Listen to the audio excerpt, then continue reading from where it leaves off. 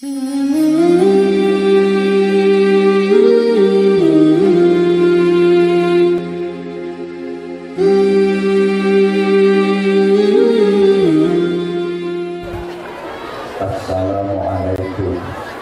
warahmatullahi wabarakatuh.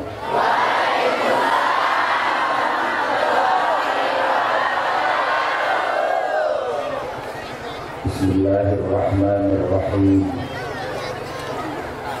Alhamdulillahilladzi ja'alal hurriyata wahdah walladzi sadaqa wa'dah wa nasyara 'abdah wa a'azza jundah wa hazamal ahzaba wahdah. Asyhadu an la ilaha illallah wahdahu la syarika lah wa asyhadu anna Muhammadan 'abduhu wa rasuluhu la nabiyya ba'dah. Allahumma shalli wa sallim wa barik ala sayyidina wa maulana wa syafi'ina wa uswatina wa habibina wa qurrati a'yunina Muhammadin sahibi syafa'ah wa ala alihi wa ashabihi wa man tabi'a rusydah. Subhanaka la ilma lana illa ma 'allamtana innaka antal alimul hakim. Rabbi shrah li sadri wa yassir li amri wahlul 'uqdatam min lisani yafqahu qawli waj'al li waziran min ahli. Rabbana atina min ladunka rahmah wa hayyi' lana min amrina rasyada. Amma ba'du. Sa'adatul afadil, para alim ulama, para bapak kiai, ibu nyai, tuan guru cerdik pandai, masyayikh, asatidz, para sesepuh yang saya taklimi, yang dimuliakan Allah, pejabat pemerintah dalam semua tingkatannya, yang saya hormati Bapak Camat bersama forum pimpinan Kecamatan Parenggian, Bapak Kapolsek dan para anggota yang hadir, Bapak dan Ramil dan anggota yang hadir. Yang saya hormati Bapak Kepala Desa, para perangkat desa, ketua dan anggota lembaga-lembaga desa, tokoh-tokoh masyarakat, rekan-rekan remaja, karang taruna, dulur-dulur dari persaudaraan setia hati teratai, konco-konco santri, hadirin hadirat, muslimin muslimat, saudara-saudara saya, ikhwatal iman, jamaah sekalian yang saya cintai, yang saya hormati, rahimakumullah. Segala puja dan puji hanya milik Allah Rabbul Alamin, yang telah melimpahkan karunia dan nikmatnya kepada kita sekalian, sehingga di malam yang berbahagia ini kita dapat sama-sama hadir, bersilaturahim, berhalal bihalal, dan insya Allah bertolakul ilmi, dengan satu harapan mudah-mudahan kualitas hidup kita semakin hari semakin baik, semakin dekat kepada Allah Subhanahu wa Ta'ala, dan semakin dirindukan oleh syurganya. Mudah-mudahan hadir kita di majelis yang mulia malam hari ini tercatat sebagai amal soleh, sekaligus menjadi wasilah agar supaya sisa-sisa umur yang diberikan Allah kepada kita ini benar-benar menjadi umur yang barokah. Sesuai dengan acara malam hari ini, pertama halal bihalal. Terlebih dahulu saya yang bodoh, saya yang dhaif, Anwar Zahid, mohon maaf yang sebesar-besarnya atas segala salah dan khilaf zahiran wa batinan. Terkirim doa, taqabbalallahu minna wa minkum ajma'in, ja'alanallahu wa iyyakum minal 'aidina wal faizina wal maqbulin, kullu 'amin wa antum bi khairin.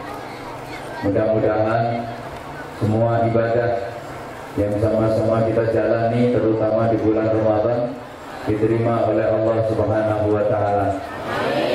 Dan mudah-mudahan kita termasuk golongannya orang-orang yang Idul Fitri, kembali fitrah, artinya bersih. Saudara-saudaraku yang hadir malam hari ini, saya doakan mudah-mudahan bersih dosanya, bersih kesalahannya, bersih kezalimannya, bersih sifat-sifat jeleknya, bersih maksiatnya, bersih dompetnya.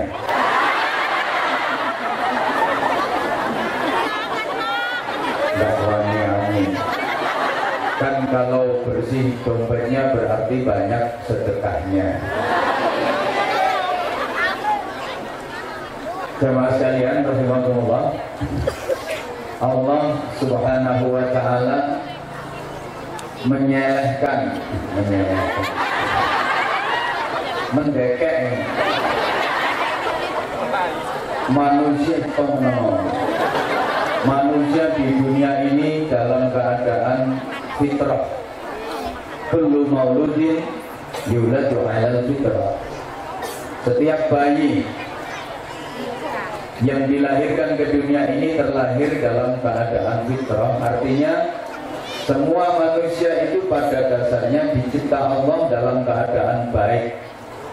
Maka hidup ini diberi tugas untuk menjadi orang yang baik, diperintah untuk melakukan amal-amal yang baik, sampai nanti mati pun harus mati dalam keadaan yang baik, menghadap Allah diterima dengan baik, agar besok di akhirat ditempatkan di tempat yang baik. Allah tidak menuntut ketika kita nanti menghadap kepada Allah dengan membawa harta benda yang banyak, kekayaan yang berlimpah. Enggak. Allah itu maha kaya. Allah gak butuh duniamu. Allah gak menuntut ketika nanti kita mati kembali kepada Allah dengan membawa ilmu yang banyak. Enggak.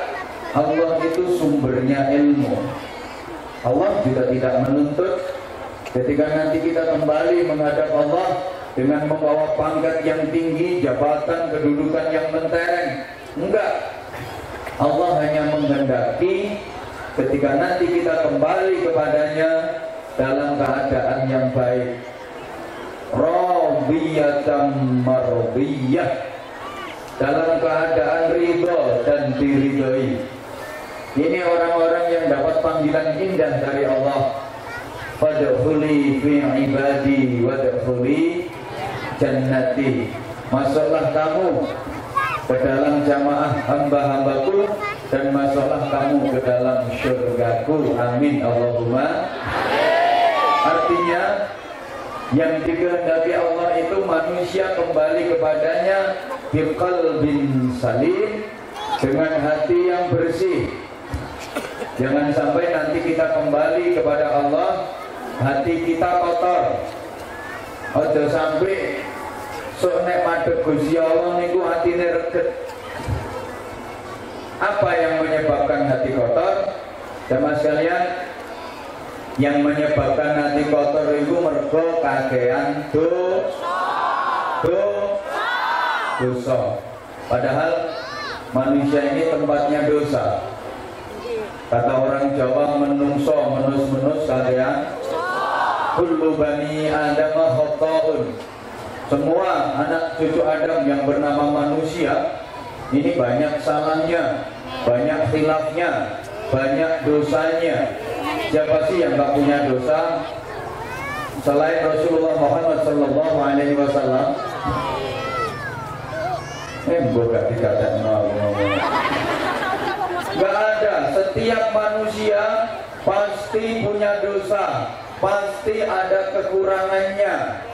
Gak ada orang yang komplit kebaikannya, lengkap baiknya, itu gak ada. Setiap manusia pasti ada kekurangannya. Ibarat kata pepatah, tiada gading yang tak retak, tiada mawar yang tak berduri, tiada api yang tak berasap, dan tiada entut yang tak basi.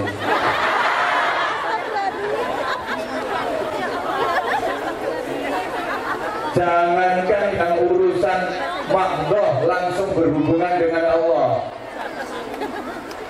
urusan dunia aja itu nggak ada orang yang lengkap kebaikannya, itu nggak ada. Allahumma sholli ala Muhammad. Ibu bapak, saudara-saudaraku, Allah Subhanahu wa Ta'ala kasih lambang betapa manusia ini nggak ada yang sempurna baiknya. Diisyaratkan dengan postur tubuh manusia. Itu tidak ada yang lengkap, api itu tidak ada. Pasti ada kekurangannya. Kadang ada orang laki-laki itu dapat gantengnya saja, ganteng rupanya, tapi gak tahu gablek duwe.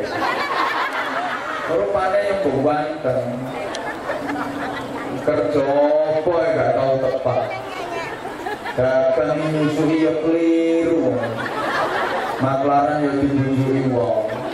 Orang duwe tapi rupanya ya lumayan, kena kayak sawang-sawangan. Ono wong lanang ku rupane yo gak ganteng, yo rada jemburis,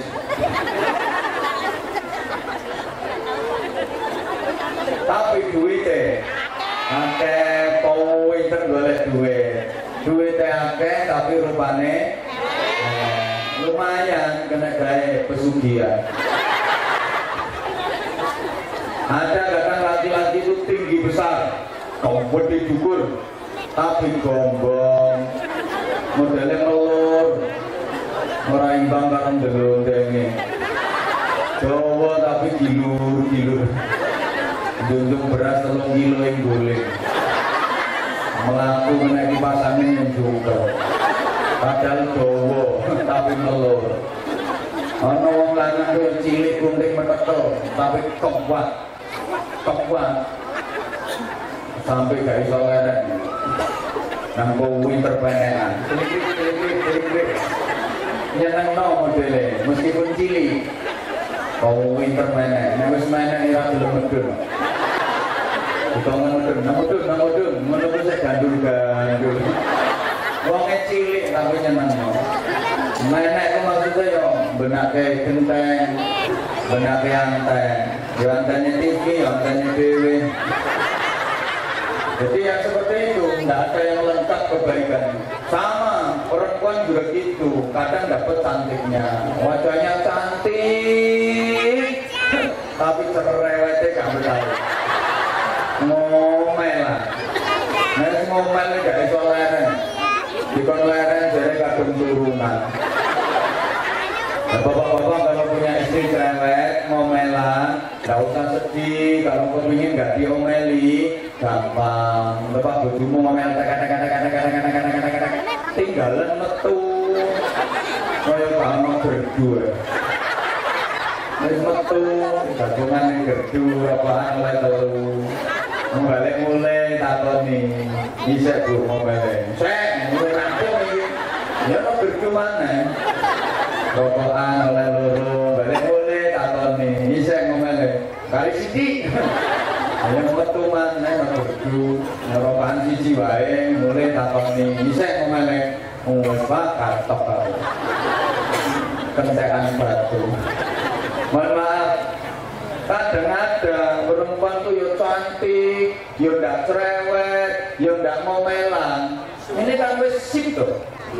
Wis ayu, gak cerewet, gak ngomelan. Tapi loro-loron. Bilu-bilu gandano. Mosok digawe pembisannya langsung nyontekno. Melakukannya nanti saya akan tubusan. Yang lanang ini kapan arep gawe yo ngitung duit cukup ben nyontekno orang. Diwas digawe ora iso nyontekno. Ya seperti itu, tidak ada yang lengkap kebaikannya. Mohon maaf, ada perempuan yang nggak cantik, rupanya yo sedengan memang. Aku harus ngomong elek orang wangi. Yo sedengan, kok muni merongos. Malah dijeruk-jeruk mbak. Tak tutup-tutupi. Sedengan ngono. Wis kayu pokoke sedengan. Tapi sehat. Nang rasa ngono. Oh, apa digotong kabeh. Kita kasih omah ya rosik dusun. Elek tapi nek juga-juga iki komputer. Somwehan. Ora tau loro. Padahal elek. Saking sehate. Menek bledek yang muruk. Untuk lanang ini nanti gobek-gobek. Ini bojoku ini bahannya kepala logam makanya. Ini contoh kecil aja. Apalagi yang urusan dengan Allah, pasti banyak kekurangannya.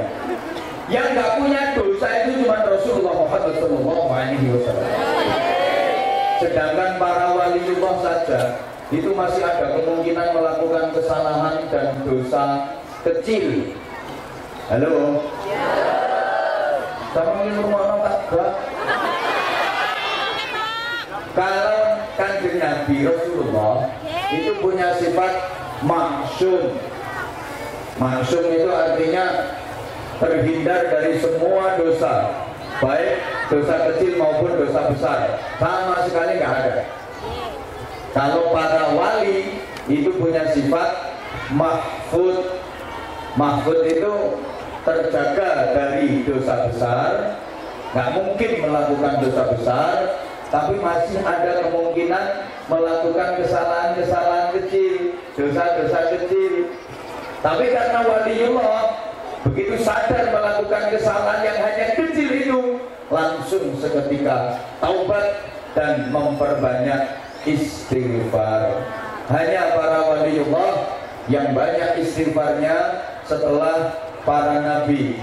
Sama sekalian, salah satu tanda waliullah itu banyak istighfarnya. Mohon maaf, ini yang datang ini dikongkon jadi wali wis gak potongan. Termasuk saya ngomong sak camate bisa gak potongan itu jadi wali. Notok ya wali murid, naik dikit ya wali nikah. Mau nyalon wali kota yang nanti dua. Kita ini bukan waliullah, halo. Tapi setidaknya kita ini punya kelakuannya para wali, punya sifatnya para wali. Apa itu? Banyak istighfarnya. Yang banyak istighfar ya? Rasulullah itu aja gak punya dosa, gak pernah salah. Kalau perhatikan, Kanjeng Nabi itu gak punya dosa, gak pernah salah. Tapi Rasulullah pernah bersumpah, wallahi inni la astaghfirullah kulla yaumin aktsara min mi'ati marrah. Demi Allah, sesungguhnya aku, kata Nabi, dalam beristighfar setiap hari tidak pernah kurang dari 100 kali. Padahal Rasulullah nggak punya dosa, Rasulullah nggak pernah salah, tapi istighfarnya tiap hari tidak pernah kurang dari 100 kali. bandingkan dengan orang Parenggian.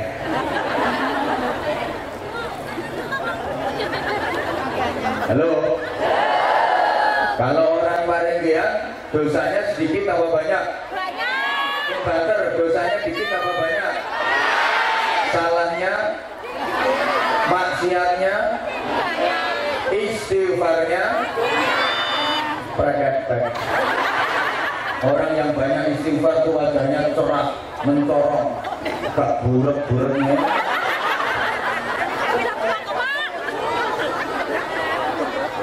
Mari sama-sama kita pikir, teman sekalian. Rasulullah itu gak pernah salah, gak punya dosa, tapi istighfarnya banyak banget. Timbul pertanyaan, limada? Bahasa Arab, kalau bahasa Indonesianya, kenapa? Lah jare wong Parenggian sing Jawa, kene apa?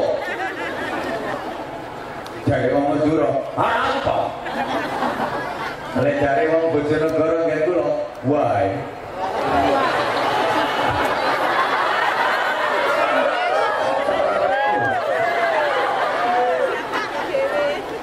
Wong nggak punya dosa, nggak pernah salah, tapi istighfarnya kok banyak sekali. Setidaknya ada dua alasan yang mendasari. Bapak Ibu Saudaraku, alasan yang pertama karena Rasulullah itu sebagai idol. Bukan ngerti yang bisa ngomong model.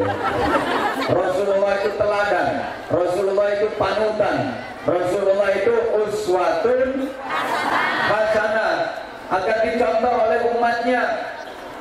Rasulullah itu istighfarnya banyak sekali, padahal nggak punya dosa. Apalagi orang-orang yang dosanya kayak orang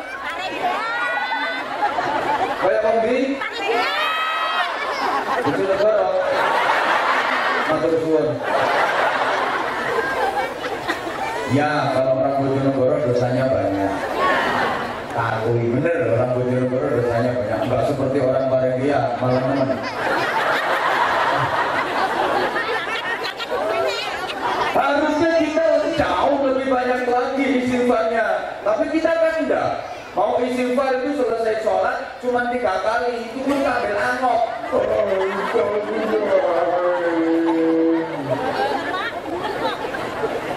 Yang kedua, kenapa Rasulullah yang nggak pernah salah, nggak punya dosa, istighfarnya banyak sekali? Rasulullah merasa sebagai hamba Allah, sifat mumawulo, namanya hamba kepada Tuhannya, itu sikapnya selalu merasa banyak kesalahan dan banyak kekurangan. Ibarat sikap pembantu yang baik kepada majikannya, itu selalu merasa kurang dan kurang pelayanannya terhadap majikannya, sehingga nanti pelayanannya tambah baik, majikannya semakin sayang. Halo?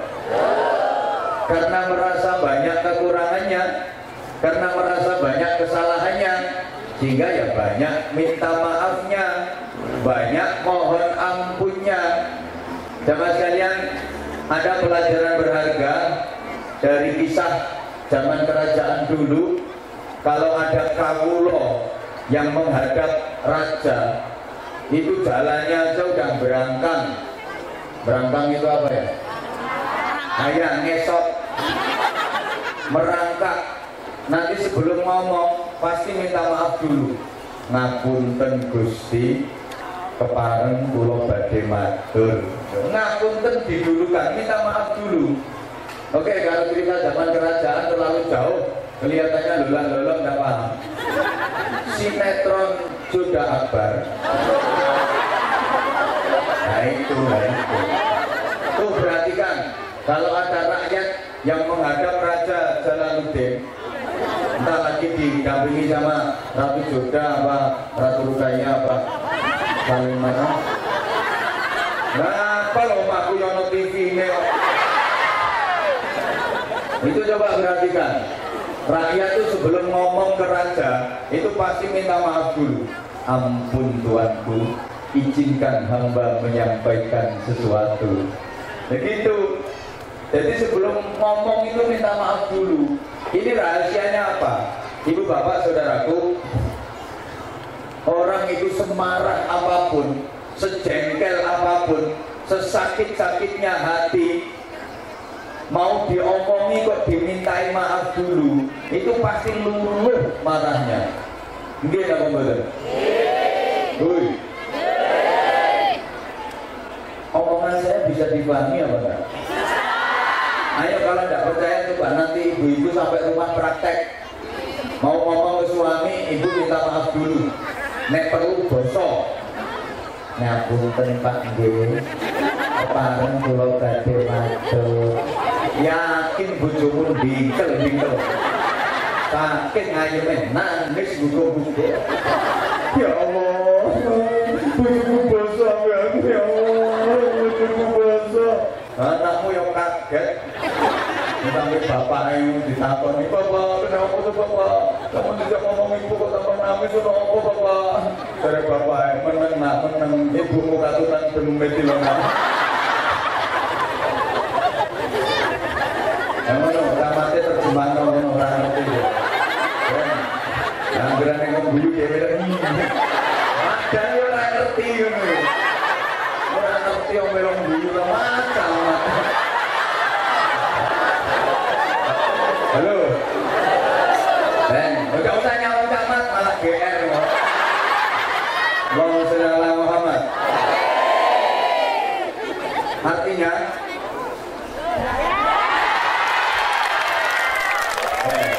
nah ini Pak Camat, begitu saya berdiri sontak yang tepuk tangan dan yang teriak itu ibu-ibu dan kaum perempuan.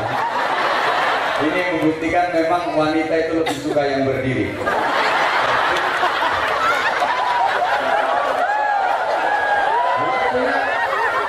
Lebih suka kalau saya ceramah sambil berdiri. Pikiranmu. Saya mengajak jadi orang itu jangan sampai merasa nggak punya dosa. Saya ulang, jangan sampai merasa nggak punya dosa. Jangankan merasa nggak punya dosa, merasa jadi orang baik saja itu nggak boleh. Orang itu kalau merasa baik itu tandanya bukan orang baik. Halo. Kalau orang itu baik beneran, dia nggak pernah merasa baik, dia selalu merasa jelek.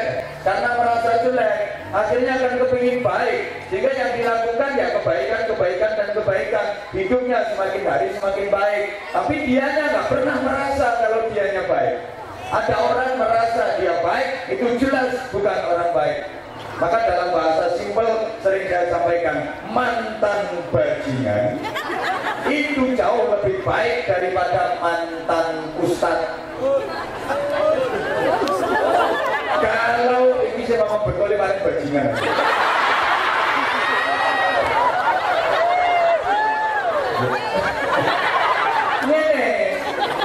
Kenapa begitu ya? Kalau mantan bajingan ada harapan dia bisa jadi ustadz. Tapi sebaliknya mantan ustadz tidak bener iso jadi ngomong cangkemmu loh. Aku kan mantul kok. Salahnya gak tau kok.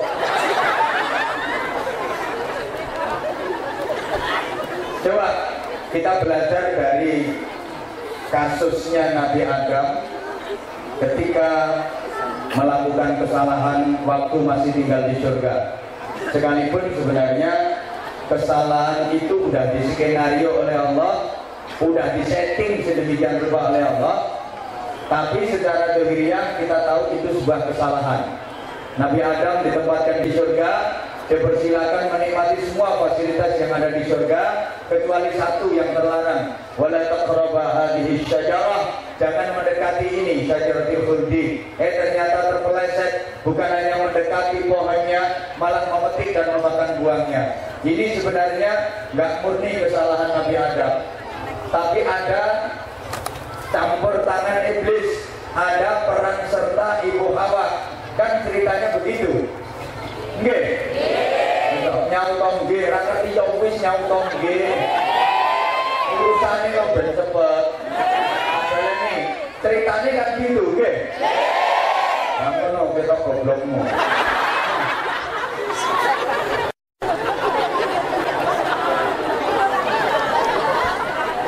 Iblis itu menggoda Nabi Adam. Tidak bisa, Nabi Adam nggak bisa digoda sama iblis. Akhirnya iblis ganti goda Ibu Hawa.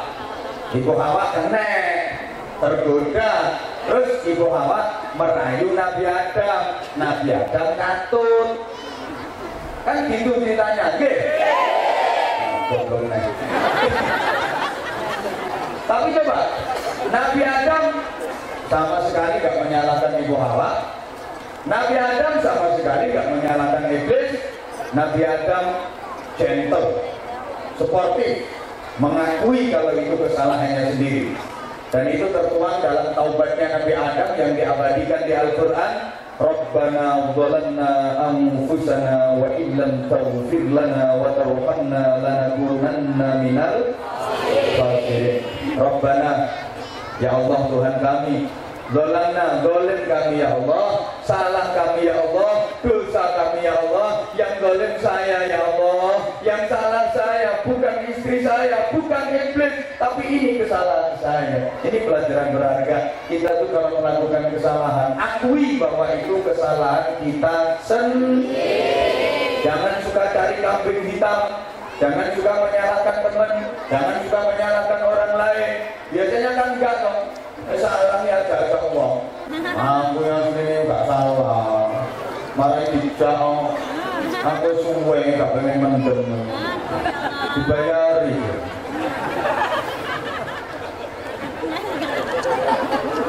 Halo. Wa illam taghfir lana. Kalau engkau tidak memberikan ampunanmu kepada aku ya Allah, wa tarhamna, dan andaikan engkau tidak memberikan rahmat kasih sayangmu kepada aku ya Allah, lanakunanna minal khasirin, tentu aku termasuk orang-orang yang celaka, orang-orang yang hina. Ini sama para sepuh dulu biasa dipakai pujian-pujian di masjid, di musola menjelang sholat berjamaah. Rabbana ya Rabbana, Rabbana zalamna anfusana wa illam taghfir lana wa tarhamna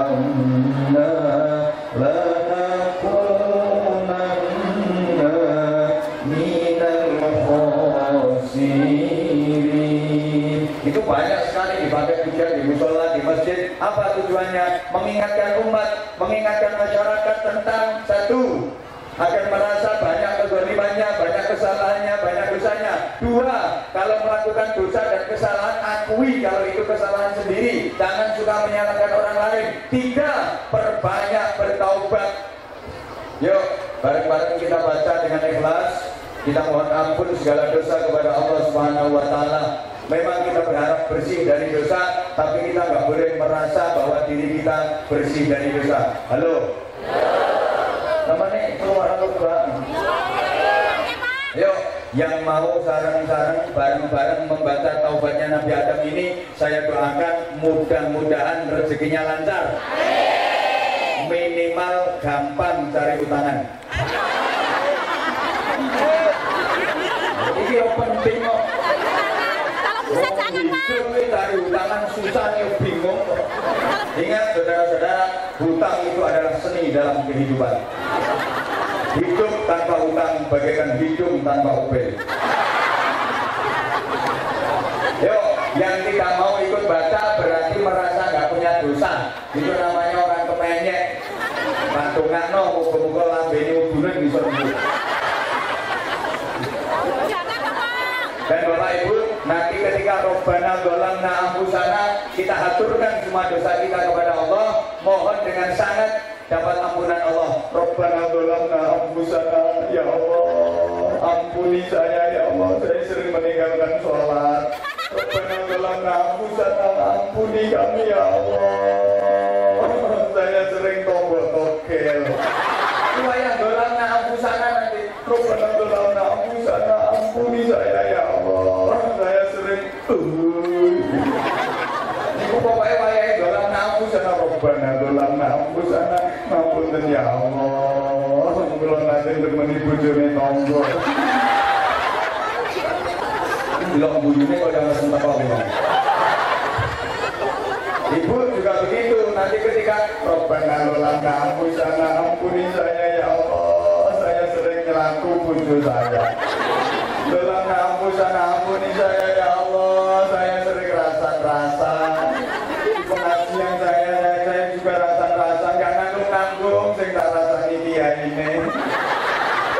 Aku yang gak ngerti dirasani. Akeh ibu yang rasani. Kok tak waktu ya rupane karo masyarakat. Ya kalau rasani ngono. Ana sing ngomong, "Tengah asline."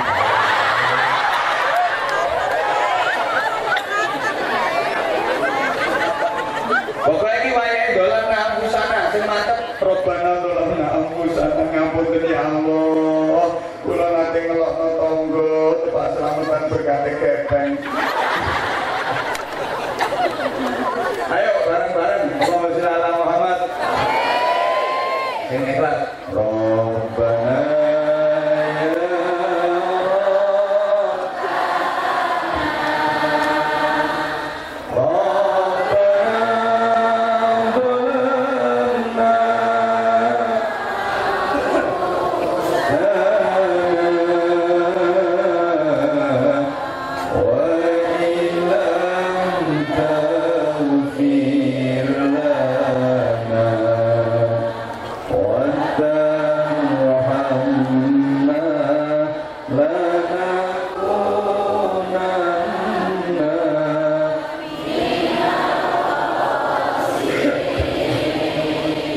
kurang khusyuk sampean. Mohon ampun segala dosa sambil cengengesan. Saya ulang sekali lagi yang khusyuk. Ini lagunya khidmat, syahdu, sendu, lagunya himne. Himne itu penuh penjiwaan, penuh penghayatan. Yuk diulang. Robbana ya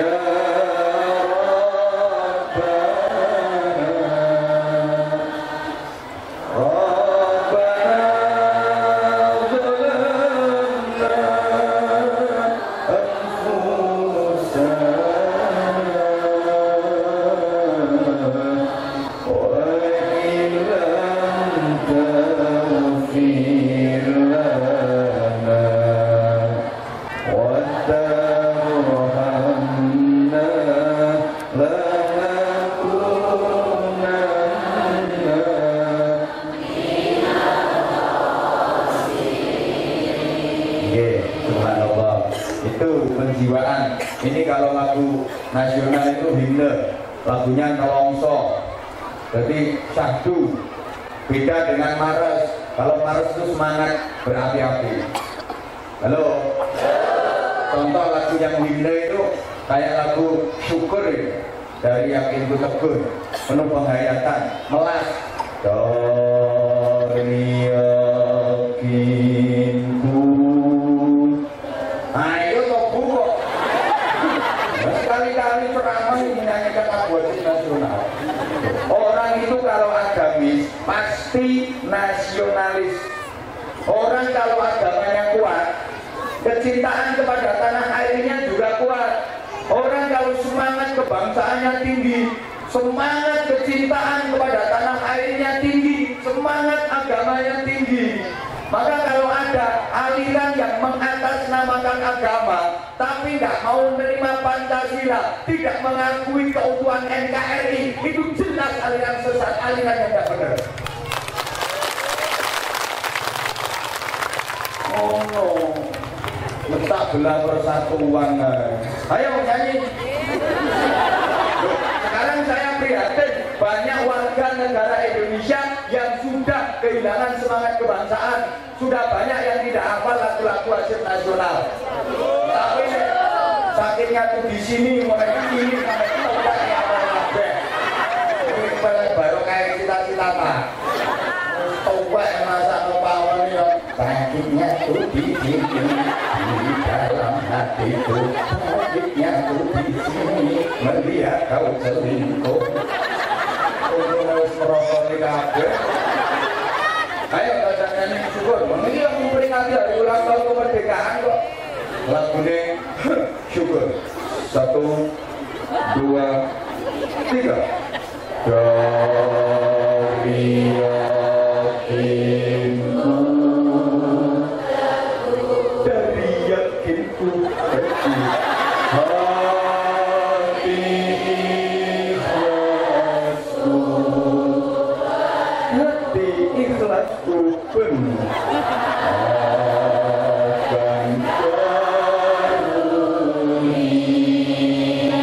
akan karunia tanah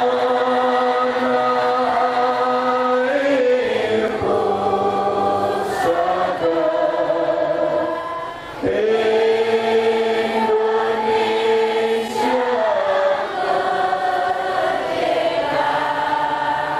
syukur aku sembahkan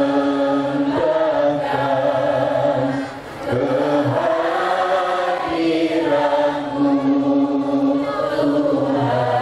Bagus sekali anak-anak. Itu himne satu nusa, satu bangsa. Itu ya himne satu nusa, satu bangsa, satu bahasa. Berarti saya orang Indonesia tenang. Nah kalau harus itu semangat. Orang-orang bergembira, bergembira semua. Mono, harusnya Pancasila. Harus itu kalau Pancasila, akulah pendukungmu. Apa mana sing nyanyi kedua? Roda Pancasila. Malah semangat tenang. Mars. Akulah pendukungmu.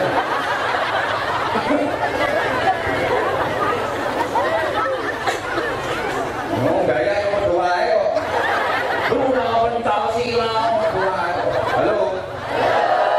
Ini kabeh satu nusa satu bangsa kok. Makanya rukun wong sedulur kok. Kita semua ini saudara. Betul? Jangan sampai jilid 2. Iya kae. Ada Jawa-Jawa tarung. Woi. Ini kok Indonesiane kok Islame nggih? Oke. Nah kalau Mars ya harus semangat. Mars dinyanyi no himne ya gak cocok. Misalnya Surya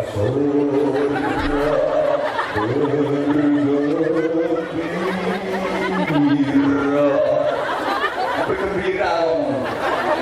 Ini ada yang nanya, ngapain pakai dilakukan? Pakai lagu itu biar lebih menyentuh kalbu, lebih menyentuh hati, lebih menjiwai, lebih khusyuk, lebih semangat dan betah lama.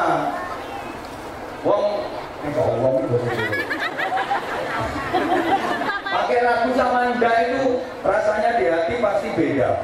Betul?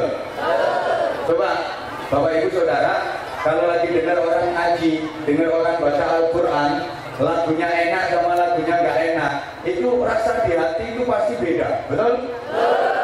Baca Quran fasih, tajwidnya bener, lagunya enak, suaranya mantap, bacanya tartil, di hati itu rasa adem, tentrem, meskipun membacanya tartil biasa.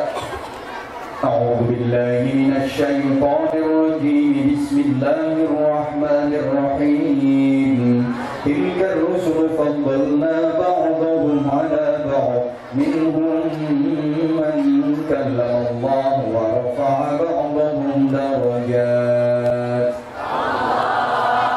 Bandingkan dengan yang lagunya tidak benar, membacanya tidak benar, tajwidnya tidak karu-karuan, tidak tartil lagi, tidak lancar. Bismillahirrahmanirrahim. tilkar til til tilkar rusulu fadl nah coba ibu bapak dulu panjenengan semua anda semua kalau lagi ikut istighosah, ikut zikir, ikut tahlil, itu kalau yang mimpin tahlil, yang jadi imam tahlil, suaranya mantep, fasih, lagunya enak, tahlil itu melok mau mantep, seakan-akan doa itu diterima Allah, seakan-akan doa itu diijabah, betul? Padahal kamu kan nggak ngerti artinya loh. Alah, goblok aku goblok. Nggak tahu artinya itu apa yang dibaca, tapi kadang subhanallah khusyuknya karena lagunya. Orang-orang anak-anak yang sholawatan itu loh, kadang pakai bendera ngawin ini,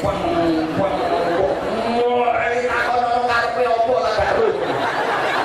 Pokoknya ngawin ini, karpe. Apa yang membawa mereka seperti itu? Lagunya bro.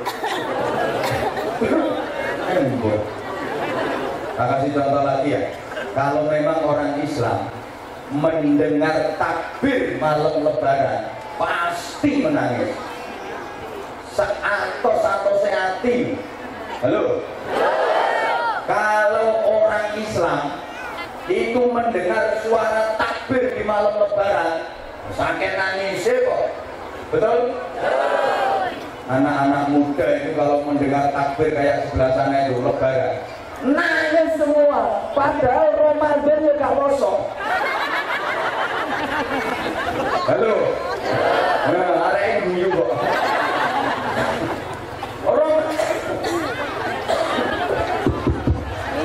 Ramadan itu gak ikut puasa, tapi dengar takbiran nangis. Artinya ya gak ngerti. Kenapa nangis? Ya lagunya itu loh yang bikin hati itu siap-siap.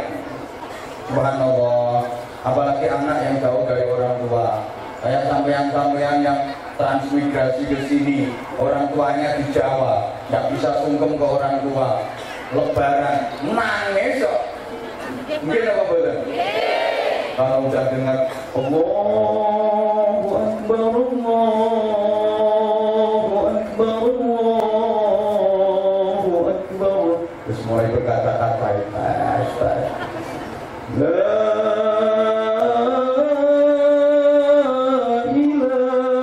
ilaha illallah Allahu Akbar nangis Allahu Akbar walillahil hamd malah nangis terutama rondo-rondo anyaran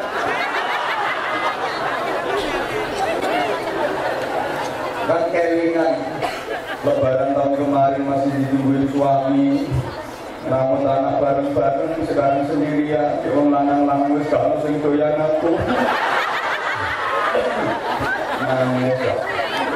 Karena lagunya itu loh. Ayo coba takbiran gak pakai lagu. Allahu Akbar, Allahu Akbar, Allahu Akbar. La ilaha illallah Allahu Akbar. Allahu Akbar walillahil hamd.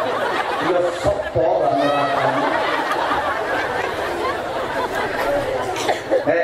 Tak kasih tahu, Masjidil Haram yang di Makkah, Masjidil Nabawi yang di Madinah, itu setiap sholat berjamaah selalu penuh, tidak muat-muat. Makanya sekarang pelebaran dan terus pelebaran.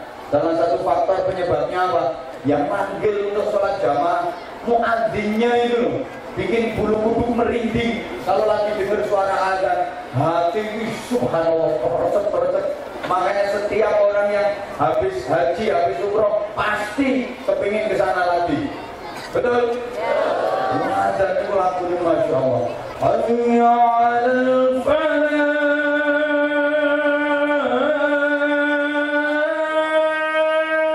Ya Allah, negatif. Gak kaya masjidmu. Hayya 'alal falah.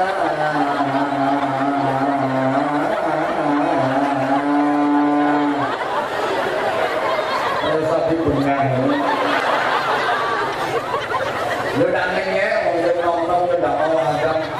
Lu saya ini dibilang ngenyek, dibilang apa terserah. Andai kan nggak diundang lagi ke sini nggak apa-apa, cari tempat yang lain. Ngapain dunia orang sampai tok.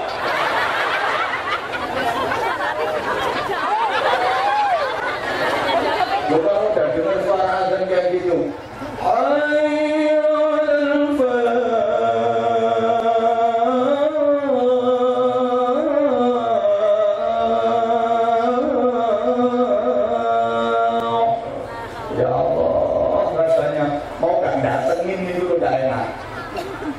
Coba misalnya azan ras dilakokno. Ya al-falah. Ya al-falah. Ya masjidmu diangkat kok. Bro, volumenya diangkat. Halo, malah dikecilin. Tidak ada kalau jebol. Tak temuin salah murah. Halo, volumenya diangkat. Ini yang kontrol monitor diangkat volumenya. Nah, Pak Camat nggak jebol, tak temuin mana ngomong sama itu terjauh. Pak Camat itu udah banyak ngomong, soalnya kalau sama urun ben ngomong nggak ngerti kok.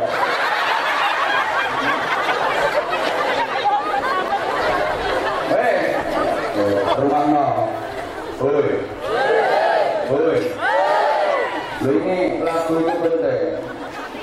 Jadi kapan-kapan ya, besok tak sambungkan, besok masih ada lagi. Besok siang sama besok malam.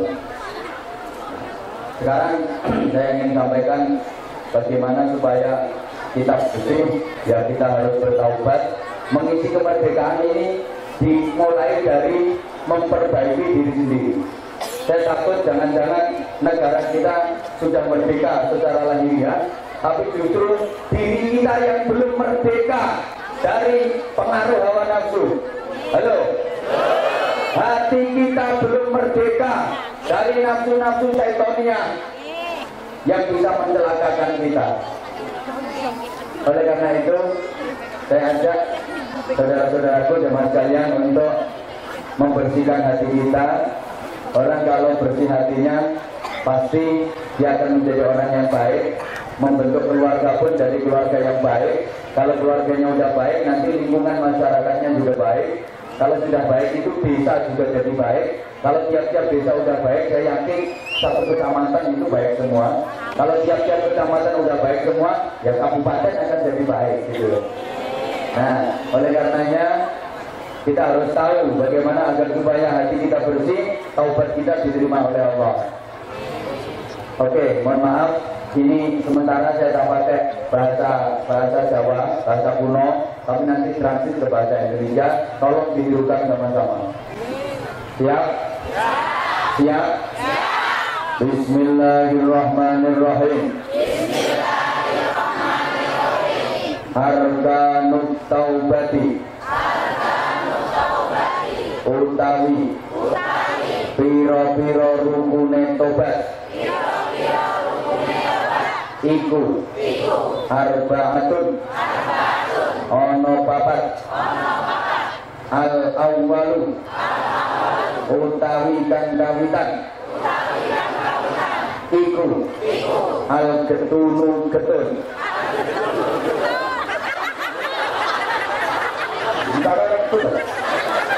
Daripada aku pakai bahasa Arab karena gak ngerti. Orang ceramah ngaji itu kan lihat-lihat yang diomongin. Kalau yang diomongin udah santri yang pintar ngaji, kasih dia dalil-dalil yang runtut. Kalau yang diomongin kalangan intelektual, ya kita pakai bahasa intelek. Tapi lihat yang diomongin model runtut. Tidak bahasa Arab mati sampai lola-lola. Yang penting lo paham. Yang pertama harus menyesal. Tidak ada taubat tanpa penyesalan. Nyesel banget. Kenapa dulu aku tidak mau ngaji, sekarang udah tua aku jadi kokon. Kenapa aku dulu berani sama orang tua? Kenapa aku sampai ninggalin sholat? Kira-kira mana? Wasani. Utawi kang kaping pindho. Iku al mandepu mandek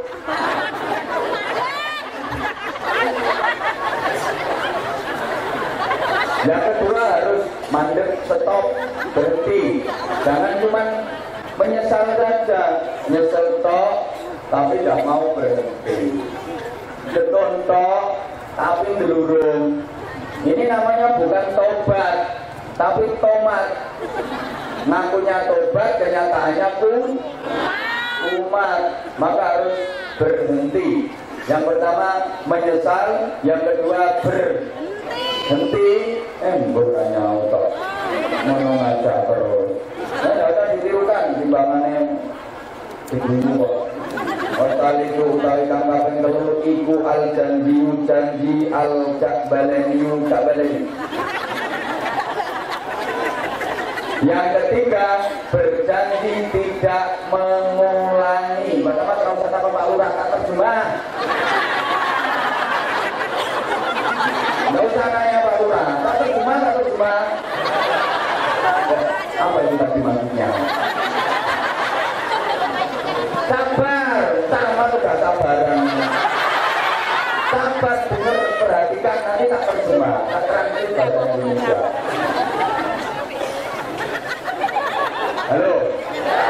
Halo. 3 ini tolong diingat-ingat dulu. Yang pertama menyesal, yang kedua berhenti, yang ketiga berjanji tidak mengulangi. Ayo, yang pertama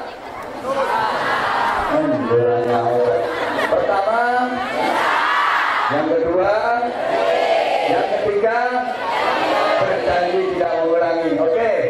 Sebelum yang keempat, nanti pembahasannya di belakang. Kalau saya lupa, tolong diingatkan karena saya juga bukan malaikat. Atau kalau mungkin waktunya tidak mencukupi, ya kapan-kapan diundang lagi. 3 ini dulu diingat-ingat. Menyesal, berhenti, dan berjanji tidak mengulangi. Ini ternyata berkaitan dengan 3 dimensi waktu, 3 dimensi masa. Manusia ini hidup pasti mengalami 3 masa. Yang pertama masa lalu. Kalau bahasanya orang sini dulu. Ada mana kalah nih? Dulu kalah. Dari wong paling lihat biyen. Kalau menurut bahasa Bojonegoro first time.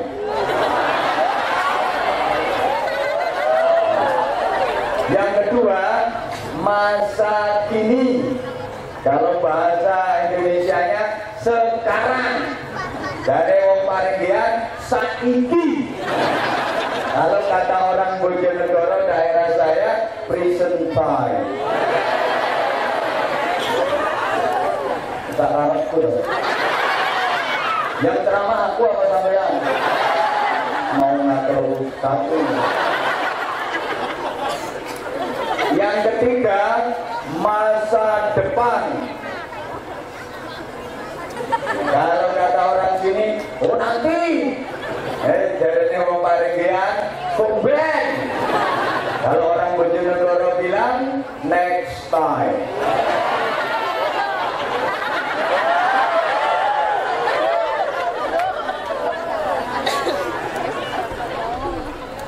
Apa hubungannya? Menyesal, berhenti, berjanji tidak mengulangi dengan masa lalu, masa kini, masa depan. Ayo dihubungkan sekarang. Pertama, masa lalu. Setiap manusia pasti punya masa lalu, betul? Sampai ada lagunya tuh. Masa lalu, masa lalu, biarlah berlalu.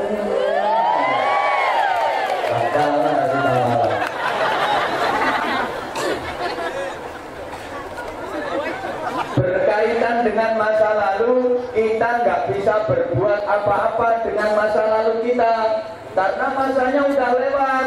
Mau diapain? Siapa yang bisa mengapa-apakan masa lalunya? Halo? Kita tidak bisa kembali kembali ke masa lalu. Tidak ada lorong waktu yang bisa membawa kita kembali ke masa lalu. Kalau ada itu hanya film fiksi Doraemon. Doraemon itu saking tempatnya di Jepang. Kalau di Paringgian ya Jerman. Aslinya Jerman. Karena di Jepang berubah dari Doraemon. Itu tunggalin Naruto, ya itu karena di Jepang. Kalau ini Naruto. Nah, petinju terkenal Mike Tyson di Amerika itu namanya Mike Tyson. Kayaknya Makassar. Masa lalu itu kita nggak bisa ngapa-ngapain. Masanya kan udah lewat. Kita nggak bisa berbuat apa-apa dengan masa lalu kita. Maka bisanya kita cuma menyesal. Ini berkaitan dengan rukun taubat yang pertama tadi. Menyesali dosa-dosa dan kesalahan yang diperbuat di masa lalu. Nah, kalau masa kini yang sekarang ini kita harus berhenti dari semua maksiat dan dosa. Yang ketiga, berkaitan dengan masa depan. Kita nggak tahu apa-apa tentang masa depan kita. Ayo, siapa yang tahu tentang masa depannya? Antum? Mau jadi apa? Mau bagaimana? Nggak ada. Siapa yang tahu tentang masa depannya? Jangankan masa depan yang 10 tahun lagi, jangankan masa depan setahun lagi, jangankan sebulan lagi, jangankan seminggu lagi, besok kita masih ada di dunia ini atau tidak? Nggak ada yang tahu. Betul? Besok Pak Kepala Desa, Pak Camat masih hidup atau tidak? Nggak ada yang tahu. Kalau saya insya Allah masih lama.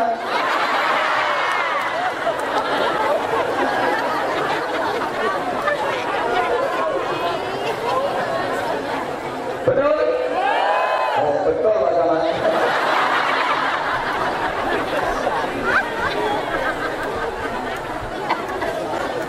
Karena kita nggak tahu apa-apa tentang masa depan kita, maka kita harus berjanji untuk tidak mengulangi maksiat di masa depan. Kalau kita masih diberi umur panjang, lebih panjang dari Pak Lurah dan Pak Kepala Desa.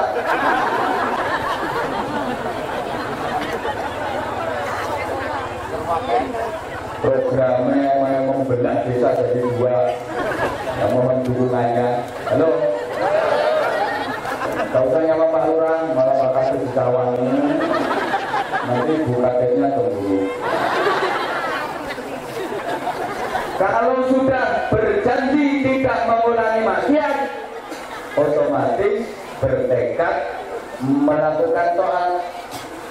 Orang itu kalau sudah bisa berjanji tidak mengulangi maksiat, bertekad melakukan taat, meskipun andaikan usianya tinggal pendek, umurnya tinggal pendek, gak usah contoh kayak Pak Taman dan Pak Lurah.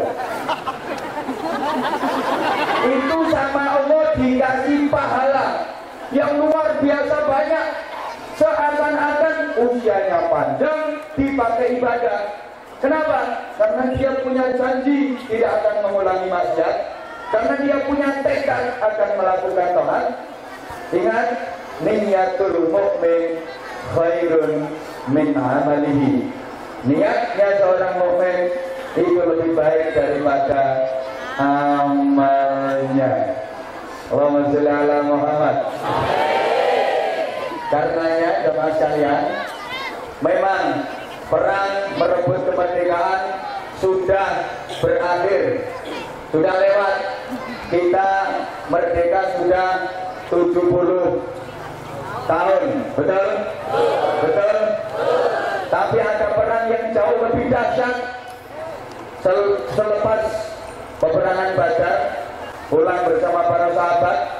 Perang Badar itu perang yang luar biasa dahsyat dalam sejarah Islam.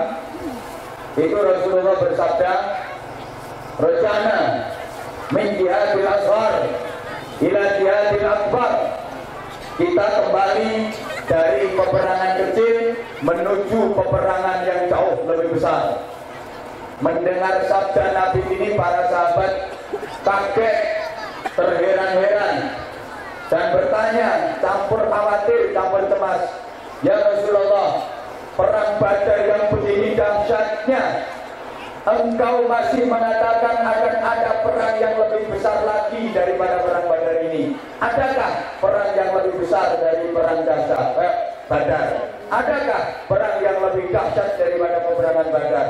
Rasulullah bersabda, "Ya, yaitu jihadun nafsi, memerangi nafsunya sendiri.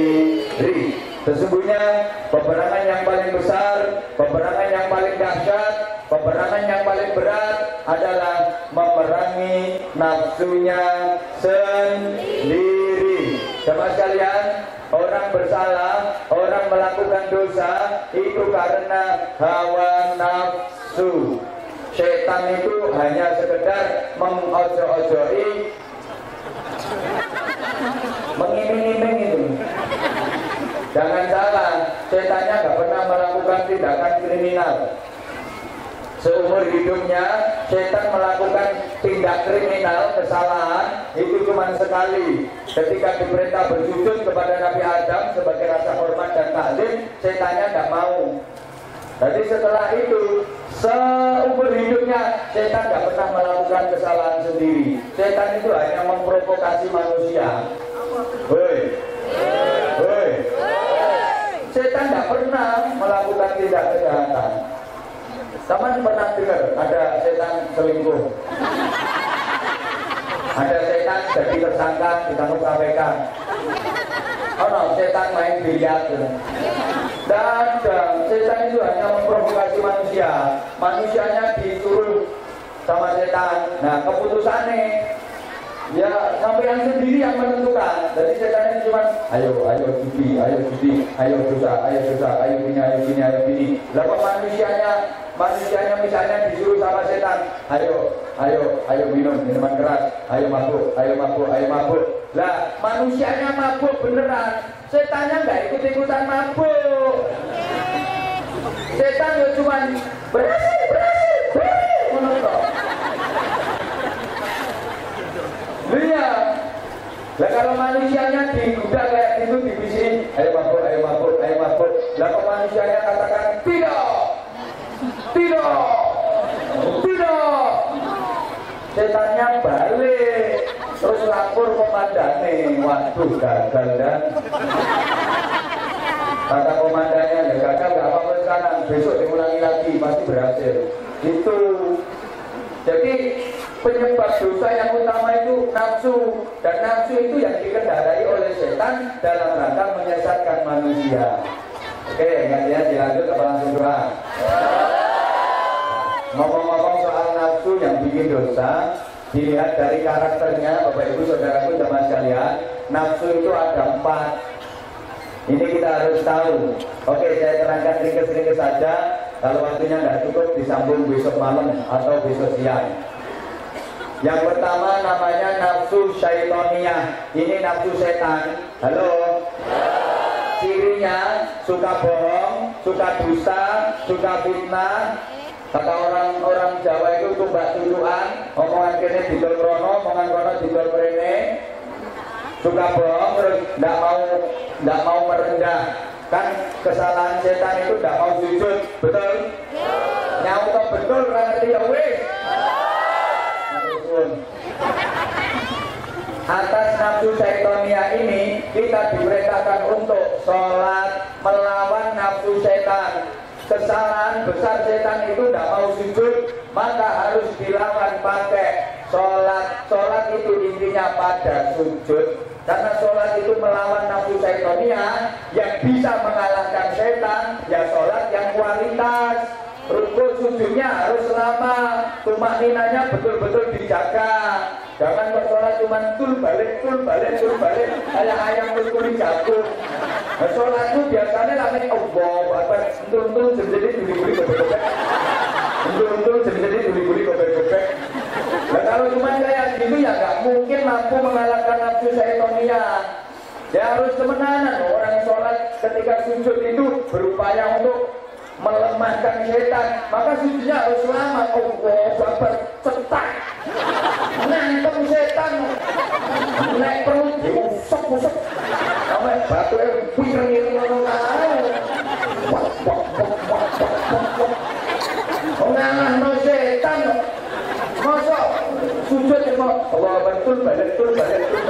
Ada waktu mikir baru masuk apa jentik. Oh subhana rabbiyal a'la wa bihamdi 3 kali cuma dibaca balik. Lah iku padha karo sama dengan orang ngantem setan nek mau dinyuli. Wes karo.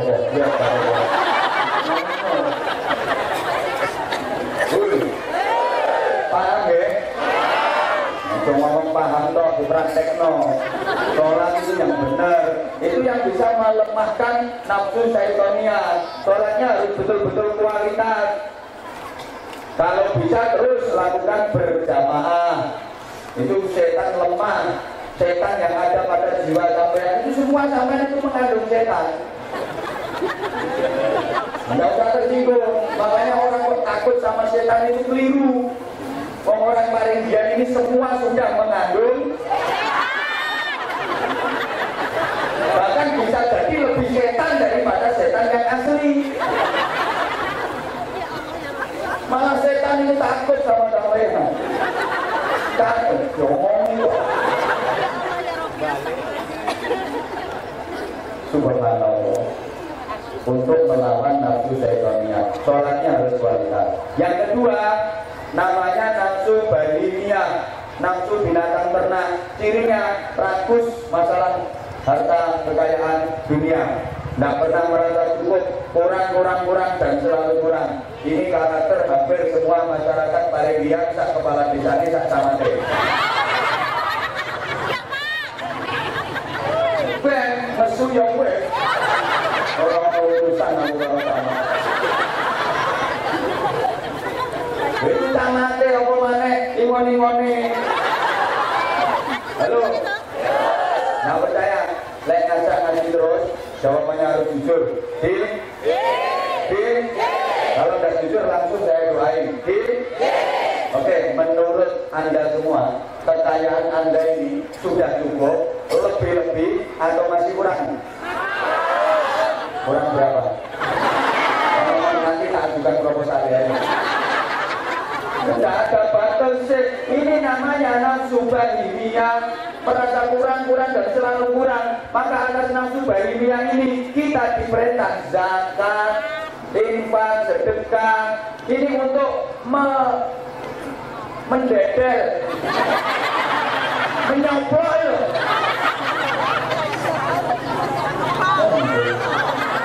Apa tuh bahasa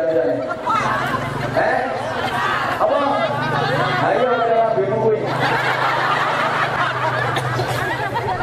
Melepas nafsu bahimiyah yang selalu merasa kurang masalah harta kekayaan, kurang. Nah itu dilawan pakai zakat, sedekah, infak, malah dikeluarkan. Seakan-akan kan kelebihan. Jadi nafsu yang selalu merasa kurang masuk oke, tapi keluar enggak. Dunia kurang, melebu tapi gak ono metune, kayak pentil ini. Betul? Kok kurang tapi tidak pernah metu. Maka ini dilawan pakai zakat, sedekah, infak, bro. Itu caranya. Nah yang bisa melawan nafsu bahimiyah ini zakatnya gede. Yang minimal cari ambil di dompet itu uang yang paling gede. Ayo kok pasti murah golok. Tunggu langganan. Boyo proklamator bukan harta ini. Mungkin pokoknya kota amal masjid. Gak sampai yang roto-roto. Pasti murah golok. Makanya yang jamaah itu wedi ketok golok.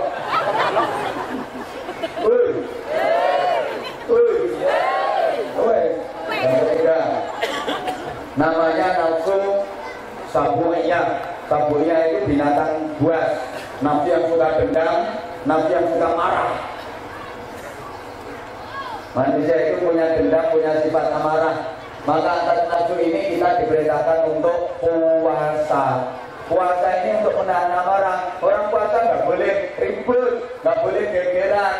Ketika diajak geger, diajak berkelahi, diajak debat, suruh ngomong ini soimun, saya lagi puasa. Dan puasa itu secara syariat istilah al-imsak, artinya mengempet tanganku.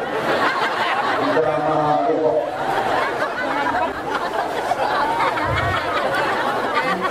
Yo, mengempet amarah.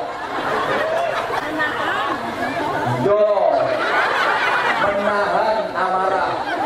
Itu loh. Ini untuk melawan nafsu sabulia itu. Orang itu kalau puasa, amarahnya jadi reda. Maka jangan, kalau bisa jangan cuma Ramadan tok puasa itu. Ya, sebulan ambil 3 hari, Ayyamul Bid, tanggal 13, 14, 15, Komariah. Kalau bisa seminggu ambil 2 kali, hari Senin sama hari Kamis, ya. Kalau tidak sanggup ya dibagi 2, bapaknya yang Senin, ibunya yang Kamis. Tidak apa-apa, jadi tiap hari Senin bapak Senin, tiap hari Kamis ibu.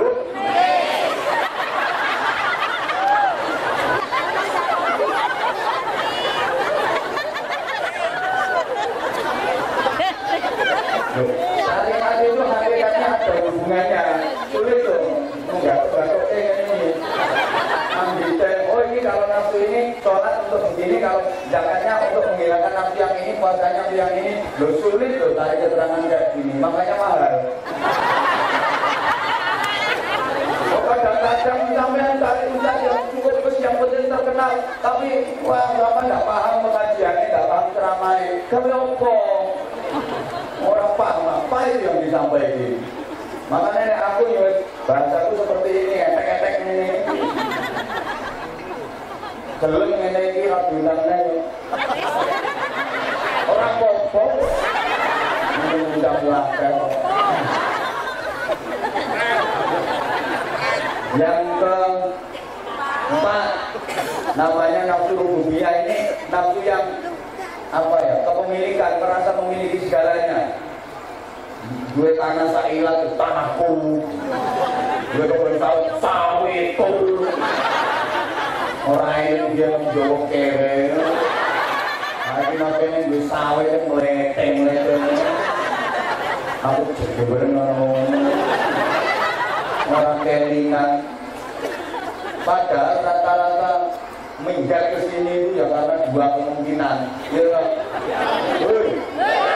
kalau nggak kekurangan ya kekurangan. Makanya dinamakan terang. Itu kan nomor 2 terang tangan, nomor 2 terancam.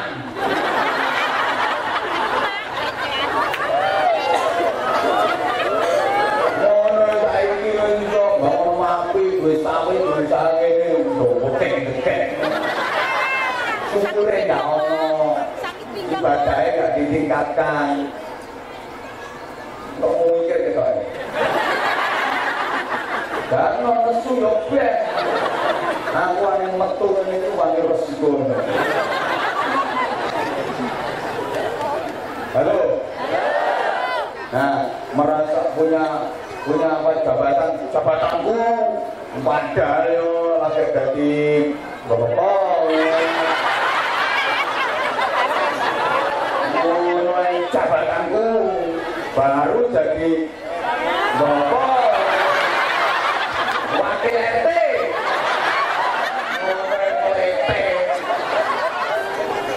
baru jadi untat kelas setengah RT macain dari wong dicari wong dodos yang dicari Allah Ta'ala dodos untat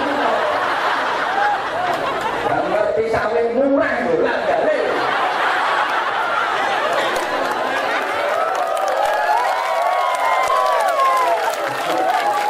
Halo.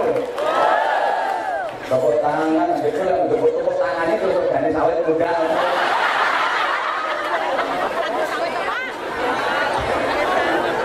Terus takon informasi kok. Ini lumayan, dambi umumnya 500 nih loh. Tak kilo nih, ini jadi 250 bolong aku. Yo,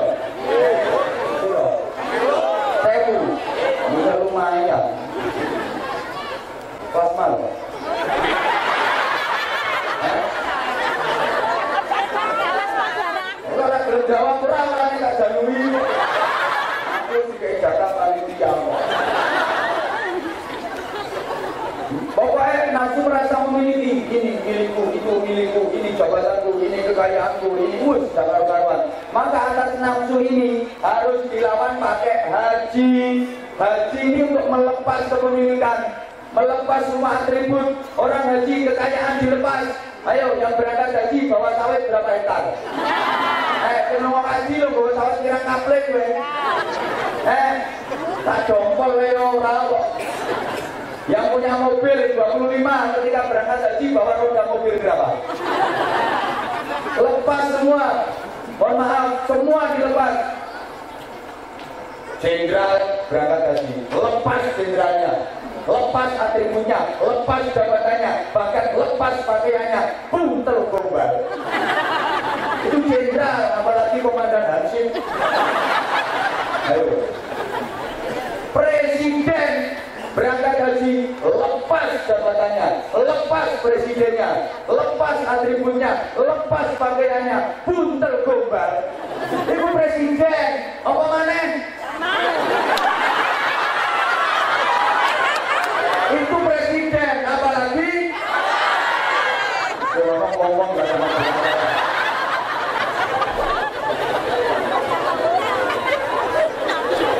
nggak oleh di sana mau mentang-mentang wah saya enggak kiai ya betul sama di sana nggak ada ustaz, nggak ada kiai, lepas semua. Nah gitu lagi ustaz kiai itu di depan Ka'bah punya prioritas, nggak ada di hadapan Allah, nggak ada tempat VIP, nggak ada, semua sama. Yang membedakan cuma ketakwanya. Makanya haji itu subhanallah melepas itu semua. Dan sekarang persoalannya gini, ada orang udah sholat tapi nafsu syaitoniannya masih kuat, berarti kan sholatnya nggak optimal, nggak berfungsi dengan baik, sholatnya nggak bisa tanda ambil fahsya'i wal munkar. Goranya Allah tidak maju. Udah zakat tapi masih rakus harta, masih sifat bahiliahnya juga masih menonjol, masih serakah, berarti zakatnya juga nggak berfungsi dengan baik, nggak ada asarnya, nggak ada pengaruhnya, tidak membawa perubahan yang signifikan. Cara yang lebih baik, udah puasa tapi masih pendendam, masih suka marah, berarti ini puasanya nggak normal. Udah haji tapi masih merasa memiliki segalanya, merasa bahwa semua syariat sudah dikerjakan, akhirnya melete. Ini berarti hajinya juga nggak berfungsi. Oleh karena itu jemaah sekalian, di samping kita menjalani syariat, ya sholat, zakat, puasa, haji, kita harus memerangi nafsu, namanya mujahadah. Kalau kata orang Jawa, pujo broto. Ayo Pak Tamat, entar Pak Kadesnya. Para broto, Pak Iromani lah pasti dulu. Makanya, kamu mulai memberai ya, tanya. Mulai apa itu pujo broto? Nanti tak jelaskan.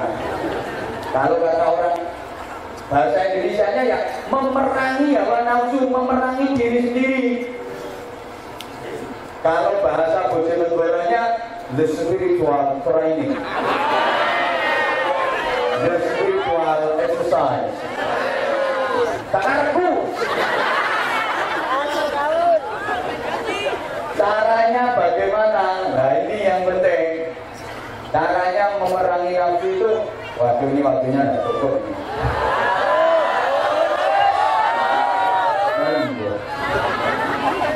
Jodoh. Kalau bahasa Arabnya as-saharu wal-ju' wal-syumtu wal-uzlatu. Yo, aku bahasa Arab pisan nih kalau ngaklum orangnya. Aku mau ngomong al-getunu wal-mandiku mau begini. Lebih paham al-getunu wal-mandiku. Oke, kalau dalam bahasa Jawanya melek luwe meneng dewi. Ayo bareng.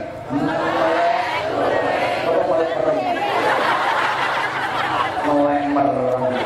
Itu jadi 8 M. Melek merem lumat mengkurep munggah mudun mlebu metu. Padahal karepku ndak ngono. Kita terangno sesuk ae. Dengerin. As-saharu itu melek. Wal ju' Asyumtu menang, diam. Laju lapar. Al-uzlatu dewe itu menyendiri. Makanya melek luwe menang dewe. MLMD ojo ML tok.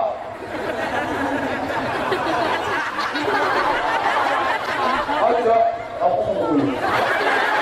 jangan MLM saja, itu nanti multi level marketing.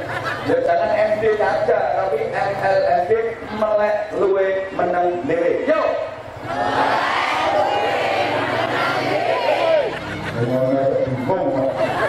Yang pertama merangi nafsu pakai melek. Kenapa harus melek? Halo? Ringkes saya. Nafsu itu kalau malam hari sukanya tidur and zegelon.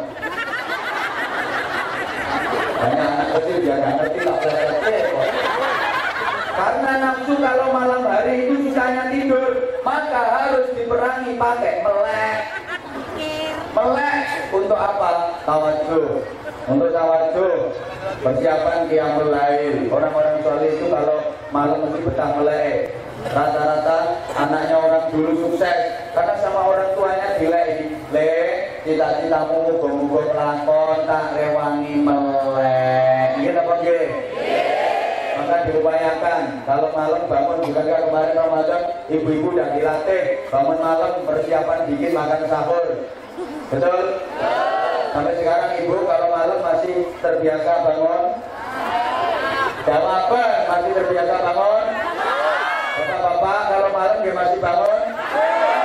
Apanya?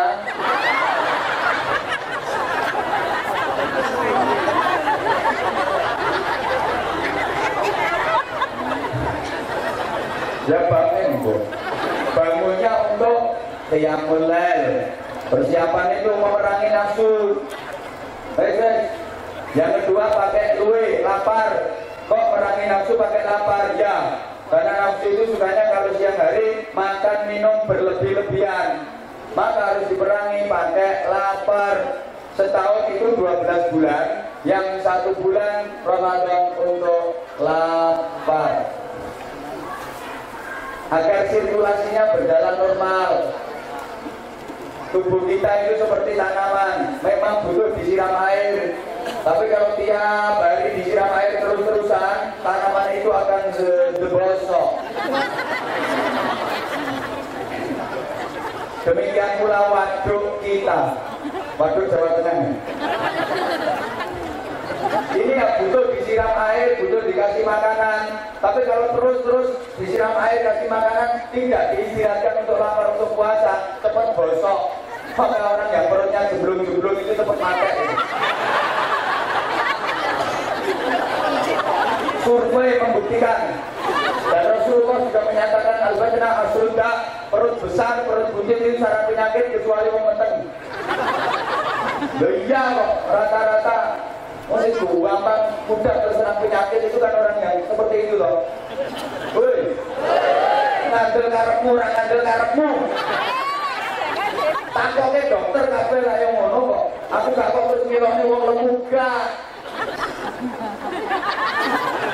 Lemu wetenge lho. Nggih Pak, lemu wetenge ben.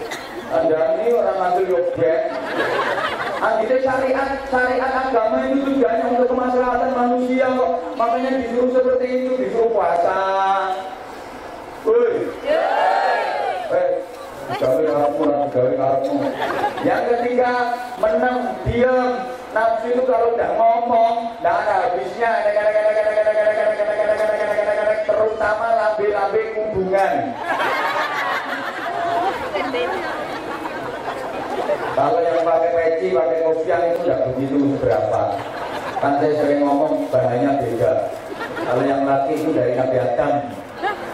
Nah itu mingkem itu, Adam. Maka nggak banyak ngomong, Adam mingkem. Nah, kalau yang perempuan kan dari Hawa. Gitu.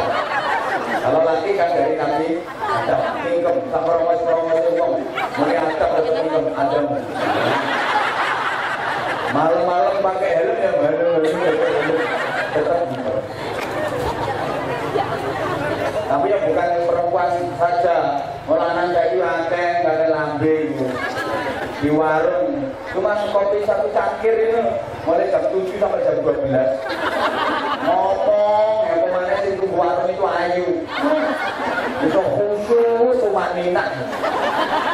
Mulai jam 7 sampai jam 12 malam kopi satu cangkir ngomong bahkan negoro sih kan. Kayak uruwo. Bisa nyalahno presiden barang. Jadi artinya itu mesti harus dibantah ya, jadi yang di panggung itu ngomong aja. Saya sudah kesini ngomong. Jadi saya naik sini terus menang aja di orang tiga ini.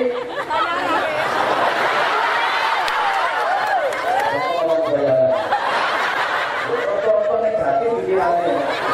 Pikir kiai ustaz itu materialis dulu. Apa pikiran kiai ustaz itu nih kalau duit terus mohon dulu.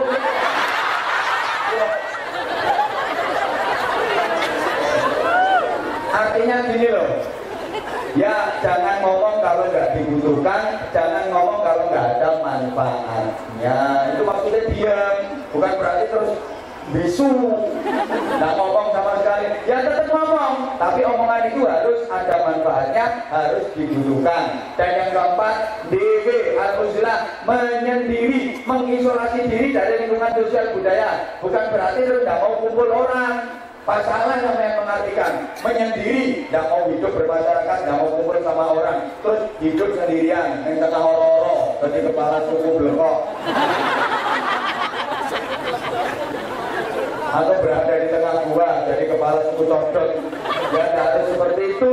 Artinya menyendiri itu meluangkan waktu untuk tafakur, iktikaf di masjid, tadakur, untuk muhasabah, introspeksi.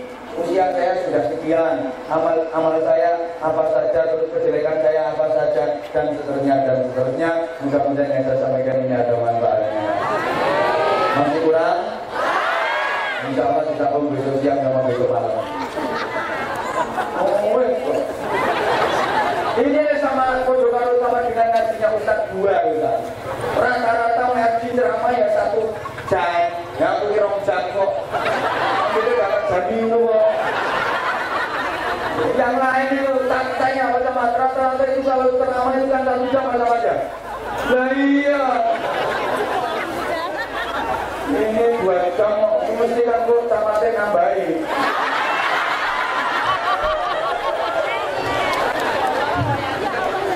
Mohon maaf, saya banyak ngomongnya, tentu saya banyak salahnya, tentu banyak khilafnya. Kalau ada yang kurang berkenan di hati, Anwar Zahid yang bodoh, yang baik, mohon maaf yang sebesar-besarnya. Mudah-mudahan pertemuan kita malam hari ini diridhoi dan diberkahi Allah Subhanahu wa taala.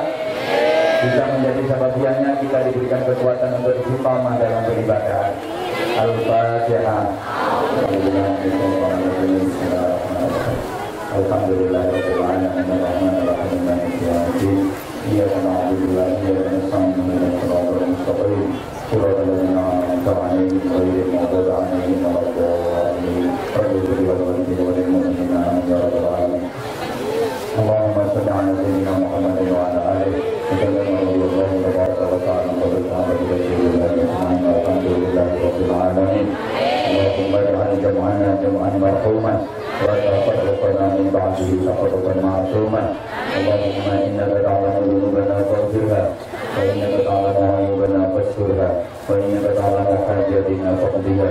Kafa bika waliyyan wa kafa bika nasira. Allahumma sallimna min afatid dunya wa 'adzabil akhirati wa fitnatihima. Allahumma lakal hamdu wa ilaikal mushtaka wa antal musta'an wa 'alaikal balagh wa la hawla wa la quwwata illa bik. Rabbana atina fid dunya hasanatan wa fil akhirati hasanatan wa qina adzabannar. Wa qina adzabannar wa qina adzabannar. Wa adkhilna al-jannata ma'al abrar. Rahmatika wa fadlika ya aziz ya ghaffar ya rabbal alamin. Tajabbal 'anna sayyidina Muhammadan sallallahu alaihi wasallam wa ahlihi. Subhana rabbika rabbil izzati amma yasifun wa salamun 'alal mursalin walhamdulillahi rabbil alamin. Subhanallahumma wa bihamdik asyhadu an la ilaha illa anta astaghfiruka wa atubu ilaik. Terima kasih segala perhatian, kesalahan dan kesilapan mohon maaf.